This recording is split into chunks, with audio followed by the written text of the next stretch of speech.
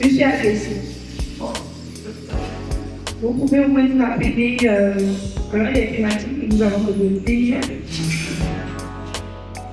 Je suis agressive.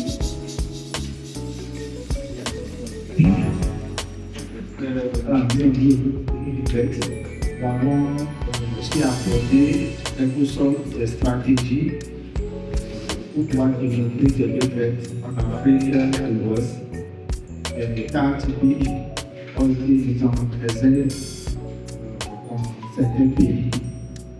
Et aussi, je parle à aussi aborder un peu la question liée aux enjeux économiques. Comment rendre, bien évidemment, le modèle de violence économique qui va intéresser les politiques. Donc, de façon avancée, je pense que c'est ce qu'on a compris hier. Voilà ce que j'ai à penser. Merci beaucoup. Est-ce que vous pouvez ovationner pour nous? C'est pas facile. C'est quelqu'un qui a demandé la parole, ça devient intéressant. Ok, merci beaucoup, chers collègues. Moi, je suis docteur en droit, je viens de l'Université de Ghana et de l'Université de Ghana. Je suis le chef de département tourisme de l'Université. Merci beaucoup. Bonjour, moi c'est Sophie. Bonjour, moi c'est Louis Gavin, je suis béninois, spécialiste en sciences aviaires et professeur certifié en agriculture. Bonjour monsieur, je suis Agatha Georges et je viens de la production agricole. Bonjour monsieur. Je réponds au nom de Bonaventure Antinéo, je suis béninois, agronome de formation, spécialiste en biotechnologie végétale. Merci.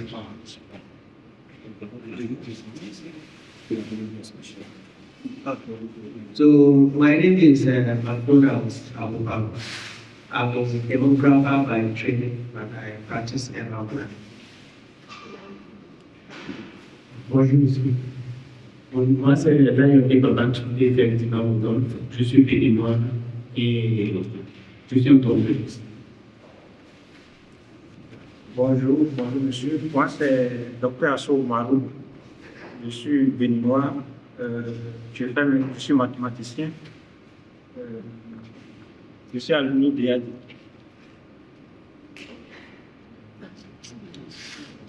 Bonjour tout le monde, moi c'est Muriel Cambodge. Je suis philosophe de formation et je suis béninoise et un expert de musique entrepreneur. Je suis théâtre de philosophie. Good morning. I'm Wisdom Adewi from Benin, Lydia Lobai from Benin. Born in Nigeria, raised in Benin. I'm a data analyst. And everything that has to do with data in different domains is of interest to me. Thank you.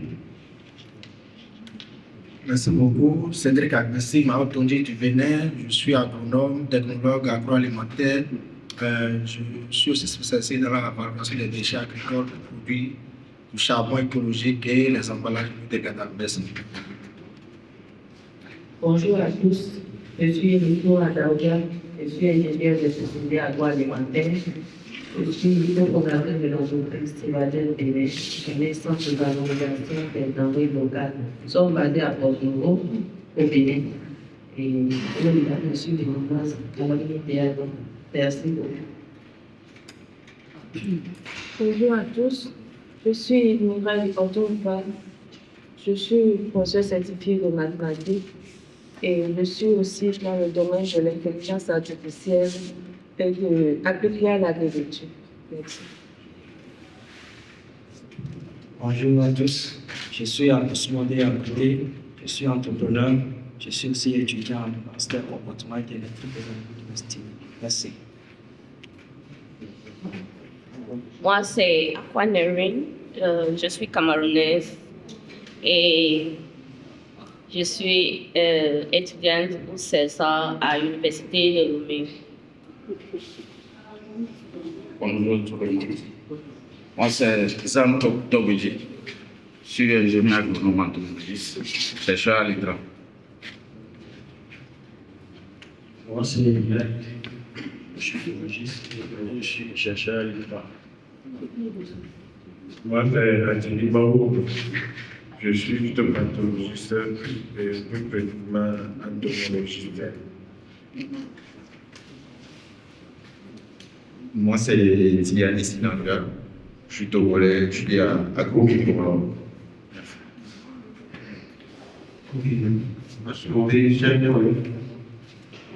Franchement, c'est un grand plaisir d'être ici. Je vois qu'on a une diversité, une très bonne diversité. Quelles sont les conséquences de la sécurité sanitaire si le produit n'est pas sain? La première des choses, c'est le fait que si le produit n'est pas sain, on aura des problèmes de santé. Ok. Il peut aussi, dans certaines situations, conduire à la mortalité. Ok. On a aussi les pertes économiques. Imaginez que vous, un vendeur, il vend de la nourriture au bord de la voie, ou bien dans un supermarché, pour les détaillants, par exemple, et que bon, les gens cherchent des produits plus, après, en fait, je dois donner une contamination alimentaire. Donc, ça va engendrer un coût pour celui qui l'allait se faire prêter. Et si par exemple, imaginez que l'université de Loré, la quantité de l'université de Loré, tous les enseignants viennent manger là-bas et il y a problème. Donc, l'université sera paralysée pour quand même 2 ou 3 jours. Avec ça aussi, si pour le commerce, par exemple le commerce international, vous devez exporter des produits qu'on détecte et des points, des seuils de qualité qui ne sont pas respectés. Ça veut dire que nous ne pouvons pas vendre nos produits. De même, un produit qui doit être importé au Togo et que nos produits arrivent, on détecte que ce produit n'est pas sain. Ça constitue un problème. Ça veut dire que les consommateurs ne peuvent pas utiliser ce produit. Donc, il y a un impact économique. Et puis, pour le commerçant, les consommateurs ne vont plus confiance en toi et tu es en train de faire tout à fait. Donc, vous voyez, tout est un peu lié. Donc, la sécurité alimentaire, je crois que nous tous nous connaissons cette définition. Les grands piliers de la sécurité alimentaire, c'est la disponibilité du produit. Donc, quand nous parlons de la disponibilité, il faut que le produit soit disponible en quantité suffisante. Ensuite, il y a l'aspect. Il faudrait que je puisse me permettre d'acheter ce produit en termes économiques, mais aussi en termes de positionnement géographique. C'est-à-dire, je ne dois pas avoir de difficultés pour avoir accès physiquement au produit. Ok, l'utilisation. C'est là où vient la sécurité sanitaire. Moi, le produit est disponible en grande quantité. Il y a l'accès économique et physique. Mais si le produit n'est pas sain, on ne peut pas l'utiliser. Ok, encore une fois, la sécurité sanitaire est intimement liée à la sécurité alimentaire. Donc, il faudrait aussi que le produit soit disponible de façon constante. Maintenant, et ce que nous appelons dans les zones urbaines, quand les prémices de l'insécurité alimentaire peuvent être ce que nous appelons food desert. Food desert, ça veut dire que si nous prenons par exemple la ville de Lomé, il y a de ces quartiers où les gens se sont installés de façon informelle. Et dans ces zones, ils n'ont pas de kiosque, ou bien n'ont pas de boutique pour acheter des aliments et nutritifs. Prenons, disons que bon, les légumes sont des aliments nutritifs, parce qu'ils sont riches en nutriments essentiels. Donc il y a des zones où, bien sûr, ils ont accès aux céréales, mais ils n'ont pas accès facilement aux légumes. Parce qu'il y a un marché, il y a une boutique qui vend des légumes et ils doivent traverser de longues distances pour se procurer des légumes. Donc, c'est comme un désert en fait. Donc, techniquement, ce qu'ils appellent désert. Donc, c'est surtout dans les zones informelles. Les ghettos, un pays évident. Ok, cela. Donc, quand le prix d'un produit aussi est très élevé, ça veut dire que certaines personnes ne peuvent pas toujours permettre l'achat de ces produits. Si vous prenez la ville de Lomé et dans beaucoup de nos capitales, il y a des gens qui ne peuvent pas manger 3 fois par jour parce qu'ils n'ont pas les moyens de se permettre.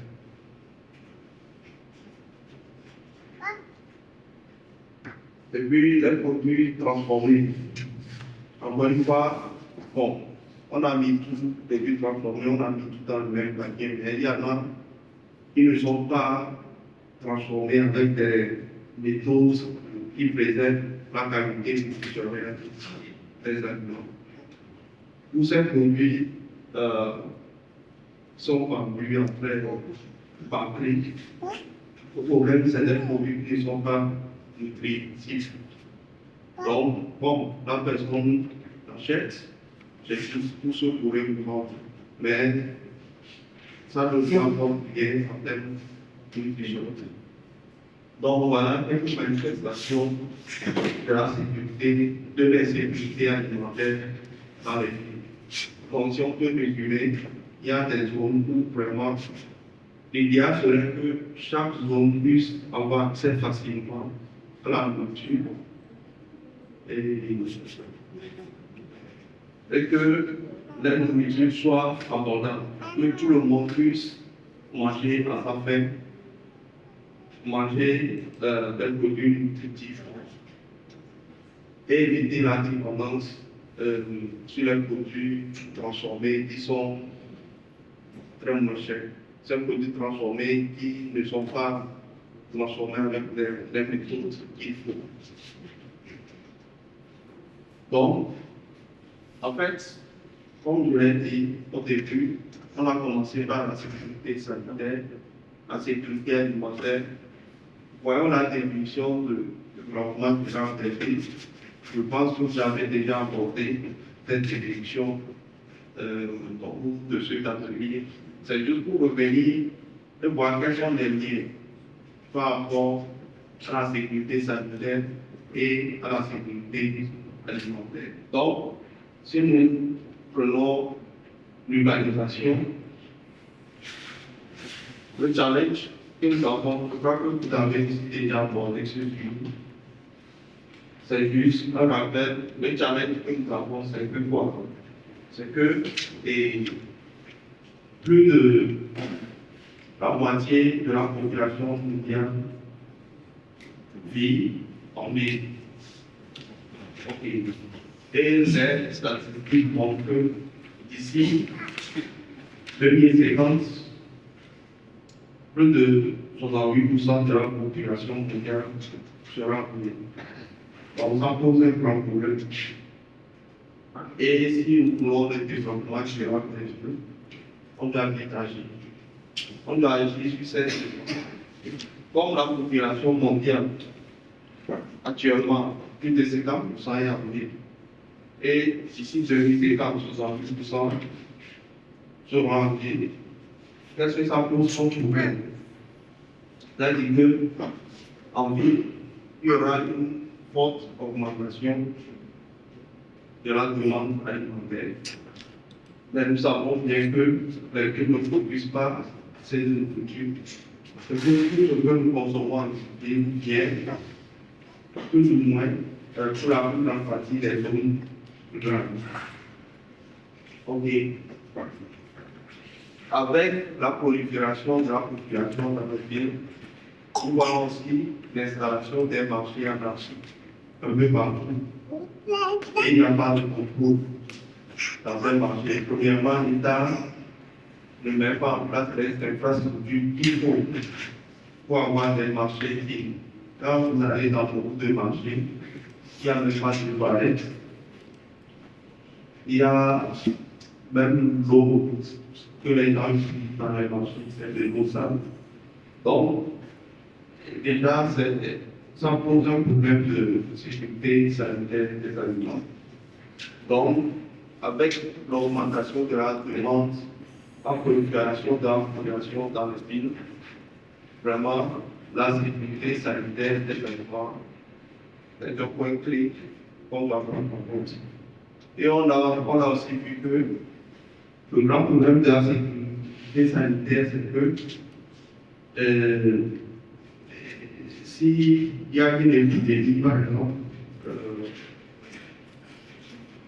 choléra, par exemple, parce que les gens ont consommé quelque chose, c'est un grand problème. C'est-à-dire que nos activités ne peuvent plus se faire, ça va engendrer des coûts pour l'hospitalisation, ça peut même engendrer des situations de crise. Donc, parce que si on a ces situations, on peut encore parler de développement durable. Donc, on a mieux ce qu'on doit évoquer. Nous savons que, parce que les villes ne produisent pas assez de nourriture, mais il y a une forte demande. La plupart du temps, les produits qui viennent en ville ont une chaîne très longue. Et plus la chaîne est longue, plus il y a beaucoup d'acteurs. Donc, vraiment, avec cette chaîne, on ne peut même pas parler de chaîne de valeur. Parce qu'il y a tellement d'acteurs et si on fait en compte ce que le consommateur veut, c'est juste chaque acteur veut s'enrichir au détriment de l'autre. Donc, eux aussi, on a des problèmes d'infrastructure. L'urbanisation, avec l'urbanisation aussi, il y a d'autres problèmes. Il y a le changement climatique. Quand il y a eu la pandémie de Covid aussi, on a vu tout ce que ça a causé. Beaucoup de marchés étaient fermés, beaucoup de frontières étaient fermées, l'acheminement des fibres dans les villes était un problème. Mais il y a la forte demande de nourriture, c'est beaucoup plus sensible. Donc, les événements géopolitiques, voyez ce que Trump est en train de faire aux États-Unis. Même si ça peut la situation qui s'appelle. Donc, si on ferme les frontières, c'est-à-dire que le bétail, par exemple, le Sahel, qui produisent beaucoup de bétail, beaucoup de viande viennent de là. C'est-à-dire qu'on ne pourra pas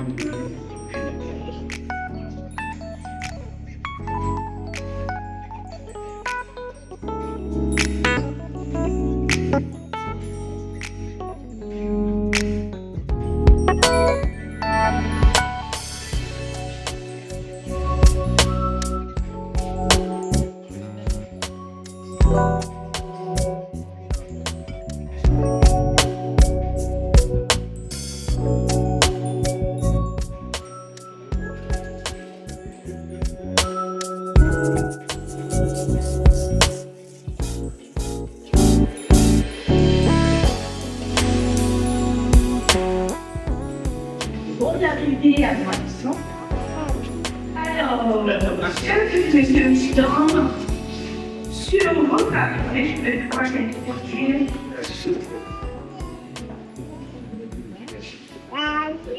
Le présentateur de ce matin. Notre prochain module parlera des recettes comme ingrédients écologiques pour le développement des villes durables. Et si les recettes devenaient les alliés écologiques incontournables pour l'avenir des villes durables.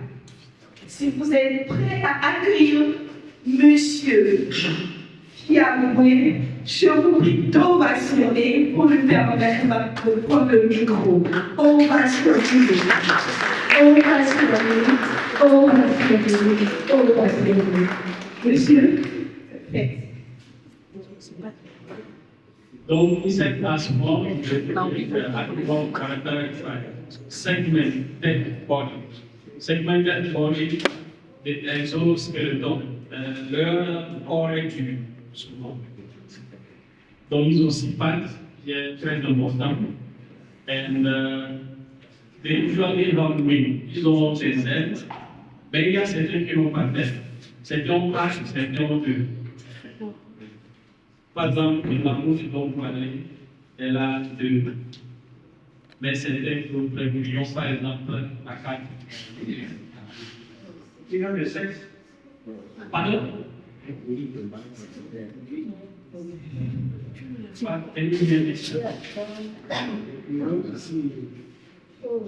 So, yeah, we have different insects, like I was saying. Based on the function, what we are doing in the environment. So we have herbivore, like you said, where they feed on air or plants. So apart from that, we have predators. Predators, they are the one feeding on herbivore. They feed on other insects. So from there, you can be thinking about the good part of each of them for human. Like I said, they feed on plants. So you can see that we don't need them. But if I say the other one, they are feeding on the herbivore, so they are feeding the population of the pets we are having on in our farm. So they are good friends. So we also have parasitoid. Parasitoid also, what they do, they don't feed on the herbivore, but they kill them. What they do, they lay egg inside, then the egg develop. When the egg develop, it turns in larva. The larva now eat the insect, yeah, the host. Then it's common. So they are the parasitoid. They are a bit different from the previous. They eat straight. Sans penser à ça. C'est peut-être autour de vos vies, on utilise plus de trucs bizarres pour la protection. Des trucs dans les milieux il y a des arbres. Même quand on utilise des insecticides, il y a des arbres qui peuvent bloquer les insecticides pour aller contaminer le cerveau, par exemple. Mais dans nos milieux à la plage, ils vont planter, mais l'insecticide est toujours utilisé. Donc, nous devons vraiment, quand nous sommes en train de parler des politiques pour l'agriculture urbaine et urbaine, nous devons vraiment penser à cet aspect-là. Donc, some 5 years ago, saying that 6 years ago, we were talking about urban agriculture, all those things. It's very nice to know about them.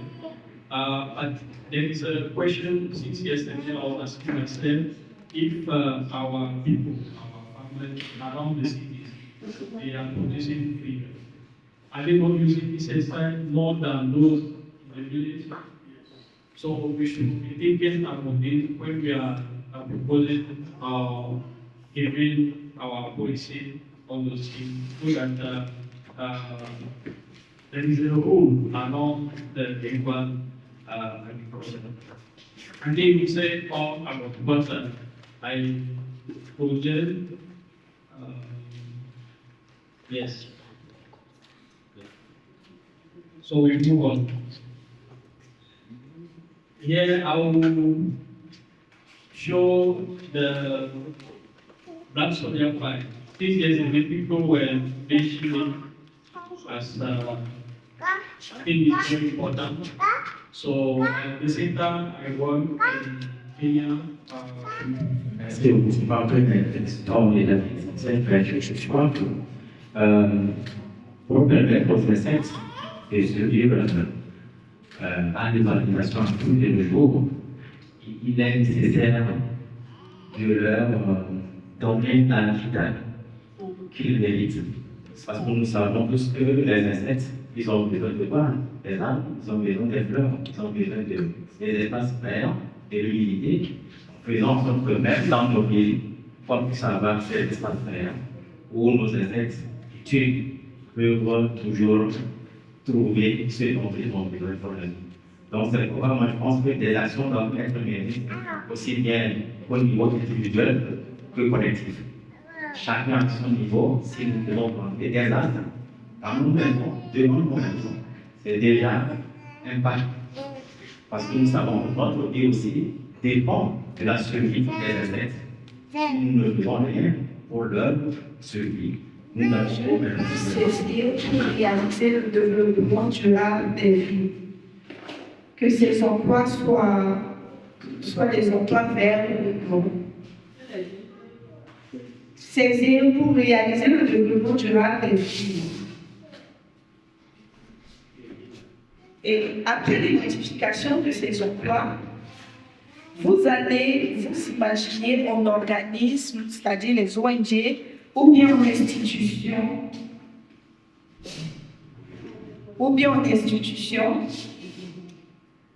Et la deuxième question dit ceci. En tant qu'institution ou ONG, quels sont les modèles d'implémentation qui peuvent emmener les jeunes à atteindre la maturité professionnelle pour réaliser ces opportunités? En tant qu'institution, quels sont les modèles d'implémentation qui peuvent emmener les jeunes à atteindre la maturité professionnelle pour réaliser ces opportunités?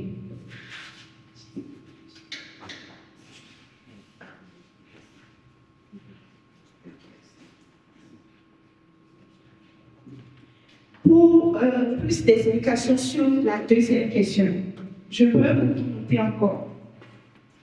Pour plus d'explications, vous identifiez les opportunités. D'accord? Lorsque vous identifiez les opportunités, and backyard gardening or farming. And also, say young people can also get into beauty culture, that is by planting flowers that will attract insects, will help to irrigate the air and as well give beauty to nature.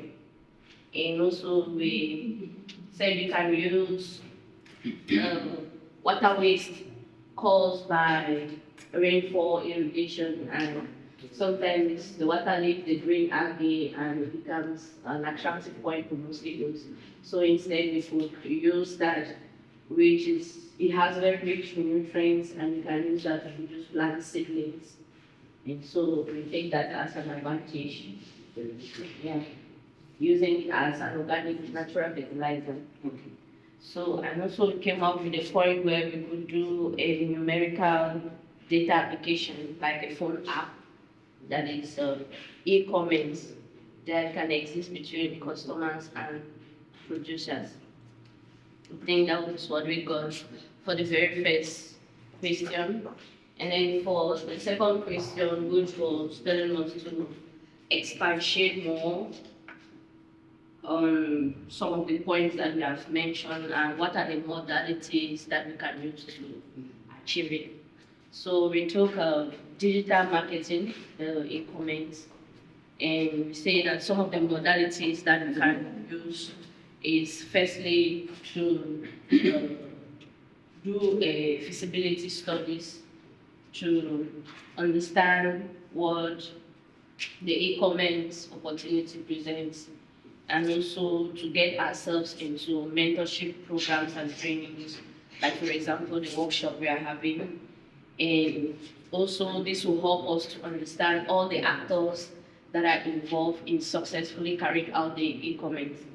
And next we can understand how the market is by also doing a market study. And when we've done that, we can come up with a business plan that will give us the clear goals and objectives of how the app will run. And after, we can also do now a prototype of the app and test it maybe within ourselves to see how we can connect maybe farm A to farm B and have identical codes for each product and help customers to purchase.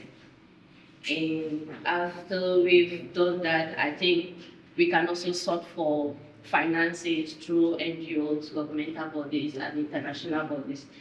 And if we are successful with this, we can get an app, and this will go a long way for help easy mobility or easy buying and selling between the peri-urban and urban area consumers and producers.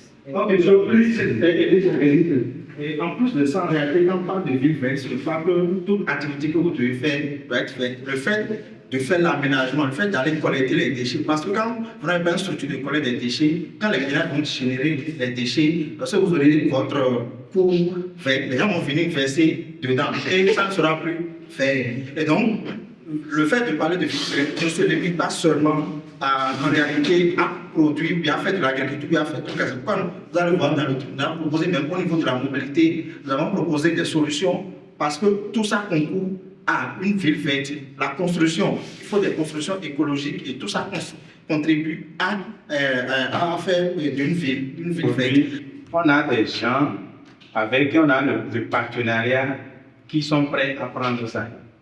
Donc, par rapport au compost, ça, c'est vite fait. Maintenant, par rapport aux autres produits recyclés, tels que les sacs, balais et autres, nous avons dit qu'on va créer un site web et des blogs pour faire la promotion de ces produits. Donc, nous irons également auprès des partenaires. On a parlé du FNEC, les agences publiques, où on sera en partenariat pour faire la promotion de ces produits. Et la toute première activité que nous planifions, c'est de faire une sensibilisation et une formation. Donc, quand les ménages sont sensibilisés à collecter leurs déchets et les jeunes sont formés à comment valoriser ces déchets, je crois que le problème va être plus simple. Puisque quand la maman va voir qu'avec les déchets, elle aura son panier pour aller au marché, elle va venir rapidement prendre son panier.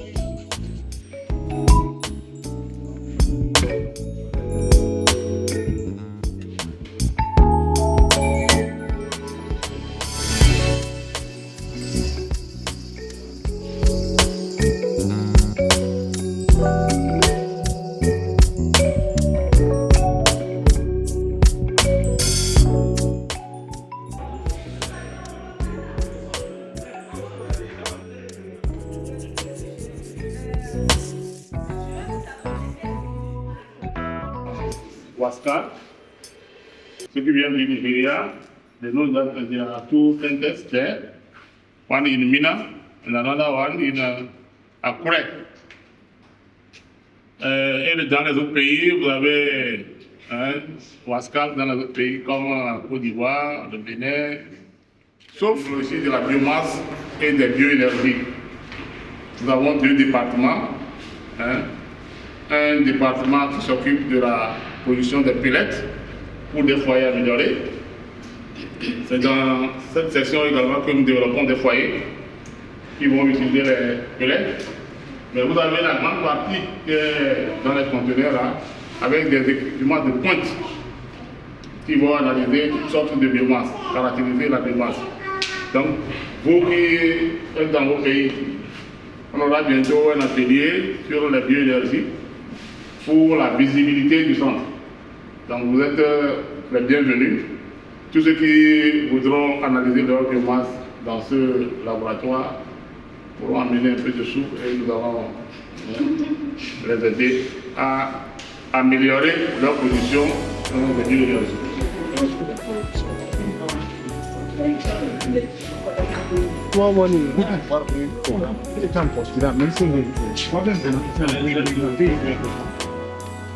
On peut parler directement au niveau des pellets, la production des pellets, le foyer amélioré.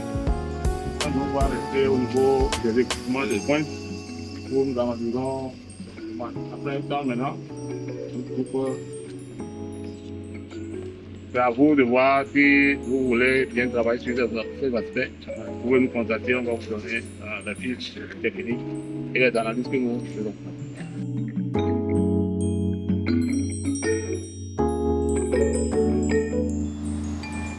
Les pellets. Okay,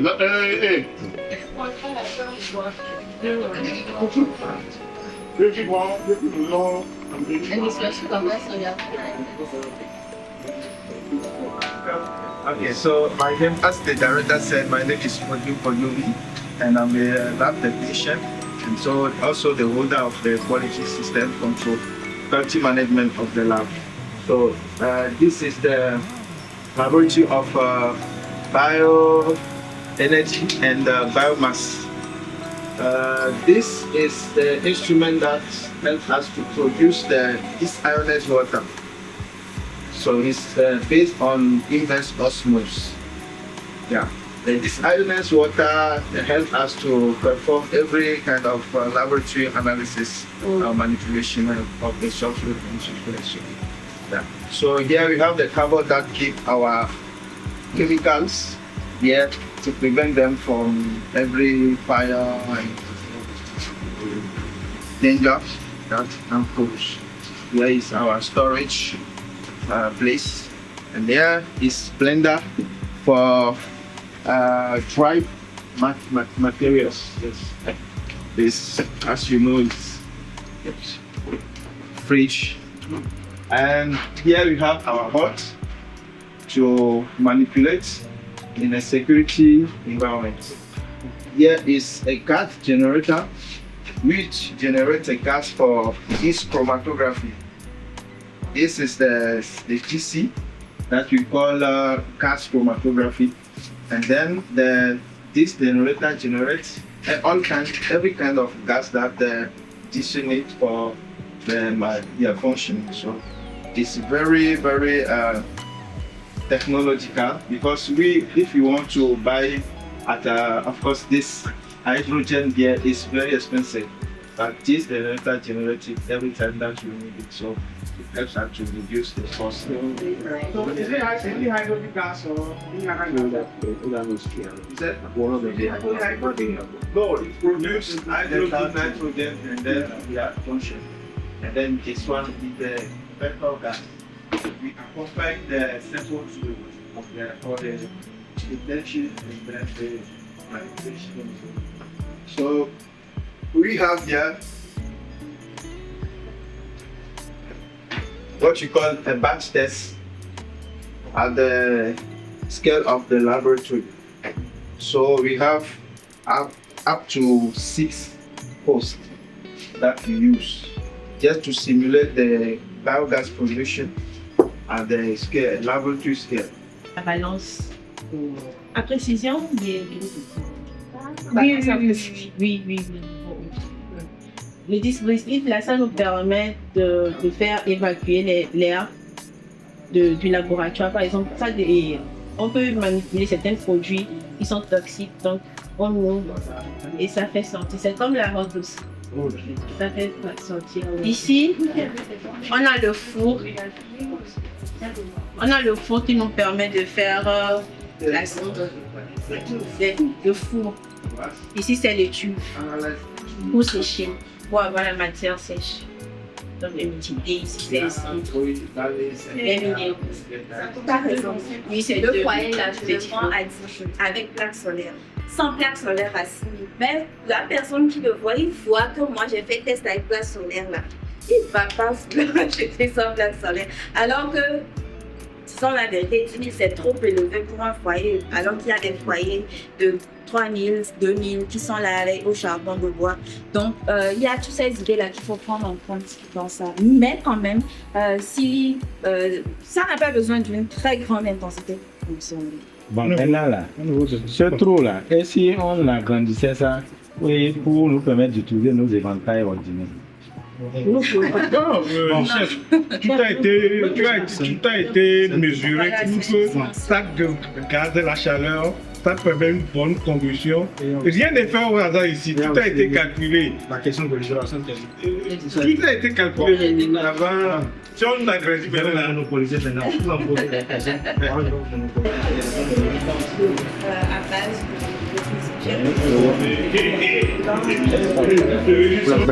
la fermentation. On était parti avec lui au niveau de Consimé, au niveau de leur biodigestion là-bas.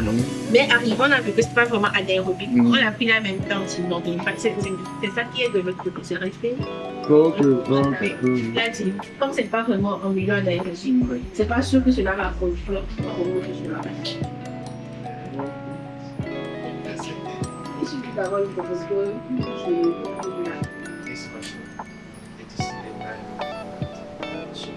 But if you want to know the percentage of fat,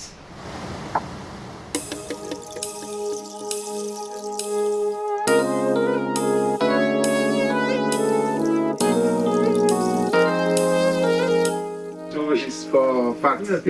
Yes, by acid ionization.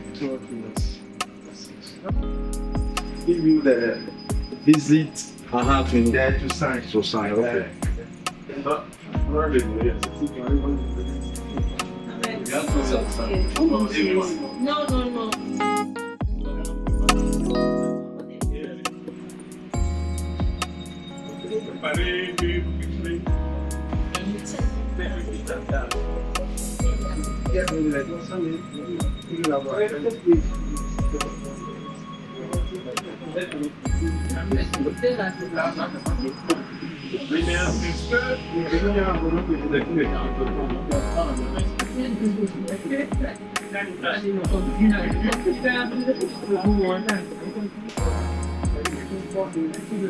Quand ils sont un peu durs, ce moyen nous aide à les broyer, à les réduire. De maïs, par exemple. Oui, bien sûr. Et dès qu'on va arriver là-bas, je vais vous montrer quelques exemples. Qu'est-ce que vous avez fait pour aller par conserver la structure. Non, conserver les structures. Ça, c'est les équipements ici.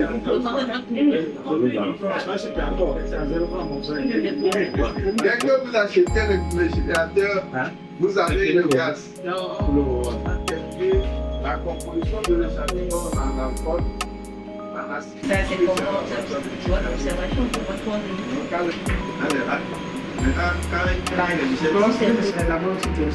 For the operative, you need to them for 6 months. So since yes, it was on the project. Non, déjà si vous amenez l'échantillon, on peut les faire. Parce que nous avions notre laboratoire. Dans le futur, on va faire la participante la plus importante de sa fiche.